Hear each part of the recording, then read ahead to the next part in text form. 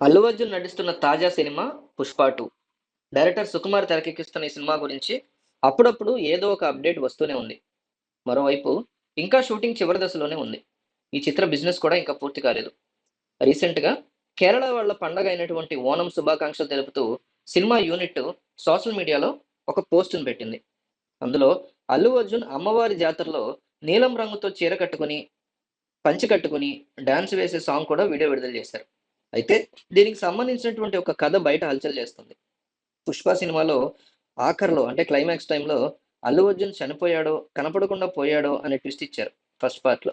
ఆ తర్వాత ఒక అటవీ ప్రాంతంలో గాయాలతో గిరిజనులకు దొరకడంతో వారు పూజించే అమ్మవారిని దగ్గర పెట్టి చికిత్స చేయడంతో పూర్తిగా కోలుకుంటాడని తెలుస్తుంది. ఆ సమయంలో ఒక సందర్భంలో ఒక పాటను తెరకెక్కించారు. అది కూడా 'కాంతార' తరహాలో రిషబ్ శెట్టి చేసినటువంటి శైలిలో డ్రెస్‌తో పాటు ఉంటుంది. ఇది సినిమాకి హైప్ తెప్పించే విధంగా ఉంటుందని వార్తలు వినిపిస్తున్నాయి. అల్లు అర్జున్ ఫార్మాట్‌లో దర్శకుడు సుకుమార్ ఈ పాటను ప్రత్యేకంగా డిజైన్ చేశాడని, ఆటవికుల ఆచార వ్యవహారాలను బాగా స్టడీ చేసినట్టు తెలుస్తుంది. ఈ సినిమా తెలుగు, హిందీ, తమిళ్, కన్నడ, బెంగాలీ, మలయాళ భాషల్లో రిలీజ్‌కి సిద్ధమవుతోంది.